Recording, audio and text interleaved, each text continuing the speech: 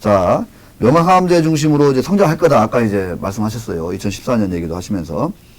자, 명항암제 관련해서 좀 더 이렇게 깊이 있게 어떻게 이거를 좀 우리가 좀 접근해야 될지, 공부는 어떻게 하는 게 좋은 건지, 그 다음에 현재 이 기술 진행이라든가 이런 게 어떤 상황인 건지, 요걸 한번 좀 말씀해 주시죠. 예.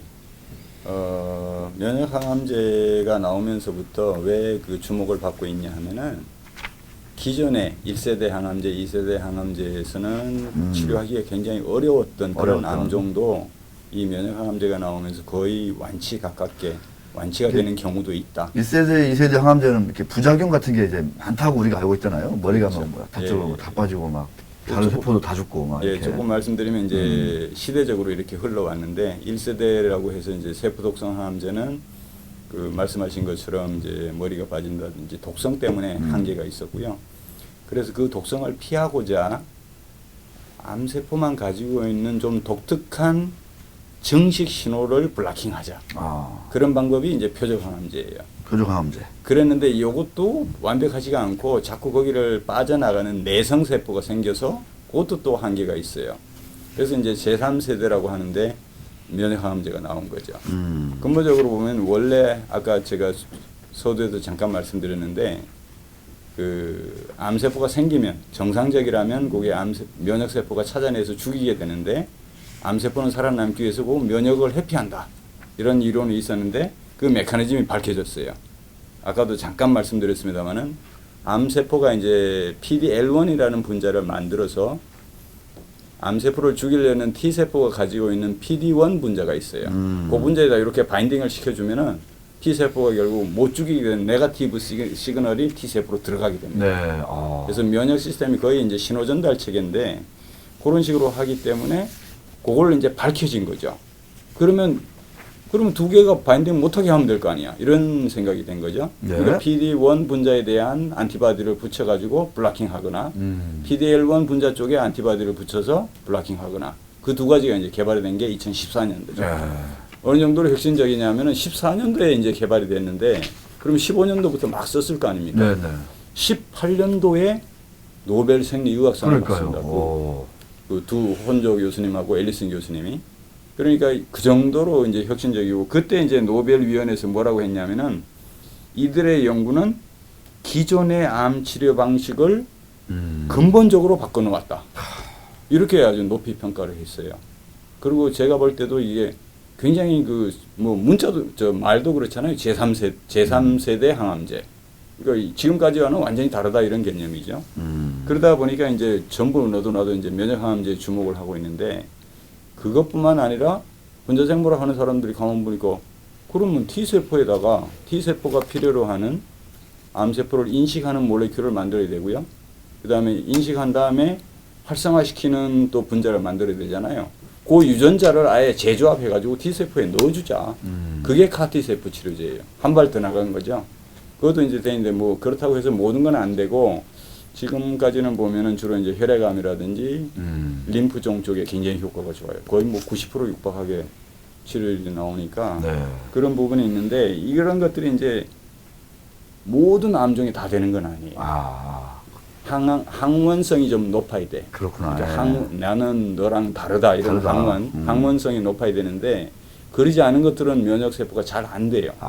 그러다 보니까 이제 적응증을 이제 확장하기 시작하는데 제약사에서는 보통은 이제 멜라노마 그러니까 피부암 흑색종에서 시작을 해서 이 세포들이 이제 항원성이 높아요. 여기서 개발한 다음에 폐암 시장이 굉장히 크잖아요. 네. 그러니까 폐암에 되느냐 이제 적응증 확대하고 그다음에 유방암에 되느냐 적응증 확대 이렇게 적응증을 확대해 가는데 면역 항암제만 가지고는 힘들어요. 힘들다. 그러니까 표적 항암제 도움을 같이, 받고 또 아니면 경우에 따라서는 화학 항암제도 도움을 받고 이렇게 이제 병용요법, 뭐 칵테일 요법 이렇게 얘기하잖아요. 그렇게 하면서 이제 점점 적응증을 확대해 가고 있고요. 어느 정도로 하냐면요. 제약회사별로 1000개 이상 적응증 확대를 위한 1000개 이상의 임상 시험을 합니다. 굉장히 경쟁적으로 하고 있어요. 엄청나군요. 예, 그러니까 누가 더 좋은 프로토콜을 만들어내느냐를 어떤 결과가 나올지 진짜 모르겠는데요. 예, 찾아봐야 되고요. 그리고 어떤 제약사가 더 유리하게 가는지 이걸 또 봐야 되고. 그러면 그 많은 제약사들이 막 동시에 다발적으로 벌이고 있는 그 수천 개의 임상을 누가 잘하고 있냐를 또 가려가지고 우리 저 케미컬 에너지 투자문에서는 쏙쏙쏙 이렇게 자문을 예. 해서 포트폴리오를 짜준다 이런 말씀이시잖아요. 예, 예. 그러니까 일요일 날 뭐 늦게까지 정말, 막 세미나하고 해야 됩니다. 아까 그림 그리는 것처럼. 남다른 결과가 나올 것 같아요. 차별화된 결과가. 네네. 거기다가 이제 최근에는 거기에 끝나지 않고 다른 마이너한 보통 이제 마이너 시그널 트랜스덕션이라고 하는데 보조 신호 전달 체계를 활성화하는 방법 이런 것들도 응용을 하고요.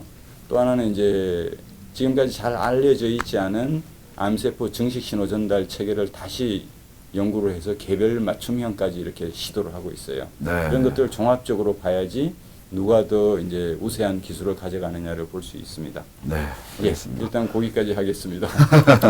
못다한 말씀은 나중에 이제 방송하시면서 차근차근 풀어내시면 좋을 것 같고요. 우리 강고부님 뭐 혹시 아까 좀 그 렘데시비를 이렇게 얘기하시다가 뭐 혹시 못다한 말씀이나 또 이렇게 그 외에 또 뭐 항암제 관련해서 더 뭐 하고 싶은 말씀이 있으면은 좀 뭐 해주시죠. 예, 그 항암제 이제 제가 시장 쪽을 담당을 하다 보니 네. 이제 시장에 대한 사이즈, 규모나 이제 이런 걸 말씀을 드리면 전 세계 이제 그 2018년도 기준으로 전 세계 그 제약바이오 글로벌 시장은 약 1,450조 되는 시장입니다. 그 중에 이제 그 2019년부터 2024년도까지 시장 성장률이 그 CAGR로 약 6.9%가 나오고요. 네. 이 항암제 시장은 약 11.5%가 나옵니다. 야. 훨씬 더 좀 높죠. 두 그래서 배네요. 2028년이 되면 이 항암제 시장은 약 300조 원까지 시장이 좀 커질 것으로 지금 예상이 되고요.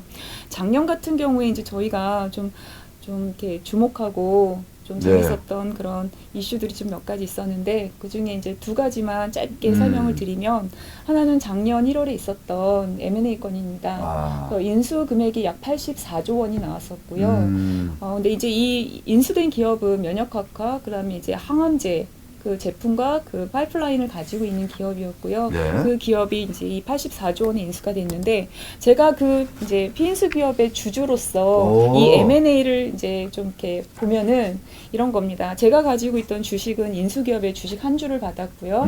그다음에 조건부 가격 청구권이라고 하는 CVR을 하나 받았는데요. 이거는 이 이제 제가 투자했던 기업이 가지고 있는 이 파이프라인에서 FDA 승인을 받게 되면 이제 청구를 할 수 있는 거래 방식이고 예. 미국 주식시장에서 거래가 가능합니다. 야. 그러니까 우리나라 이제 국내 주식시장에서는 제약바이오 시장에서는 볼 재밌네요, 수 이거. 없는 예, 오. 좀 그런 거래 방식이죠. 승인이 되면 주식을 받는 조건부. 아니요, 그러니까 먼저 받고 받고 FDA가 거래되고. 이제 통과가 되면 금액이 올라가고 그러니까, 청구를 할 수 있는 거죠. 주식으로. 예, 네. 그래서 이제 해외 주식에서는 이러한 제약바이오 관련해서 이런 거래 방식도 있습니다. 네. 그리고 캐시 이제 50불을 받은 이런 거래 방식이 이제 M&A가 있었던 거죠. 네. 그래서 이런 사례가 하나 있고요. 또 한 사례는 이제 작년에 아스코 지금 이제 학회 철입니다. 그래서 이제 작년에 아스코 2019에서 있었던 일인데요.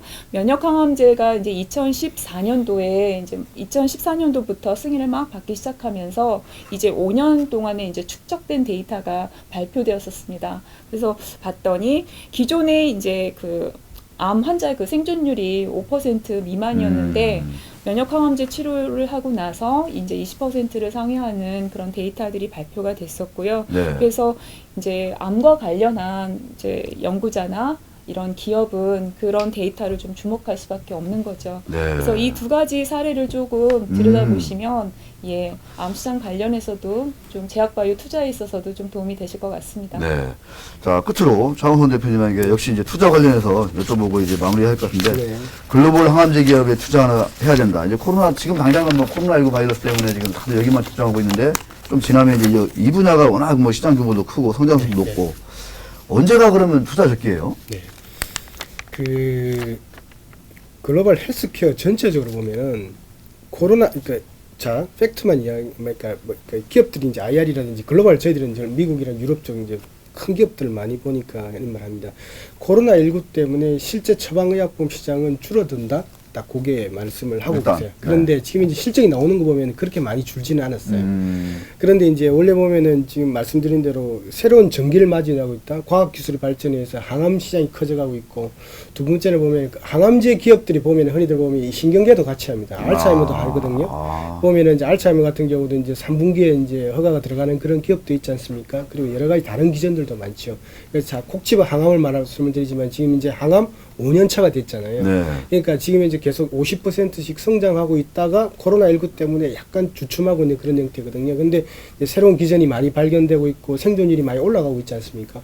그래서 제가 볼 때 저는 투자기가 저는 뭐 지금이 아니냐 이렇게 보고 있습니다. 그래서 그러니까 오히려 코로나19 때문에 너무 위축될 필요는 없다. 그래서 지금 이제 큰 시장, 그러니까 조금 긴 호흡으로 조금만 길게 네. 보면은 좋은 시장이 될 것이다 이렇게 보고 있습니다. 알겠습니다. 제약바이오 특히 이제 글로벌 기업 투자가 상당히 지금 시점에서는 좀 매력적으로 저도 보이는데 그러기 위해서는 항상 더 많이 공부하고 이렇게 이슈를 따라가는 그런 준비가 필요할 것 같습니다. 오늘 차홍훈 대표님, 강현 고문님, 조성현 고문님 너무너무 공부 많이 된 것 같습니다. 고맙습니다. 네, 감사합니다. 감사합니다.